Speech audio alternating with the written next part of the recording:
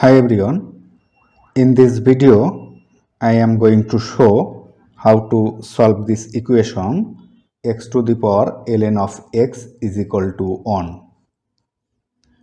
or taking ln to both sides we can write ln x to the power ln of x is equal to ln of 1,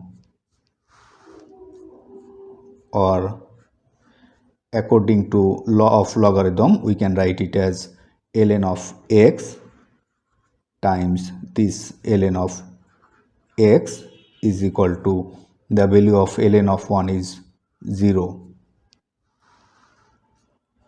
or it can be written as ln of x whole square is equal to 0,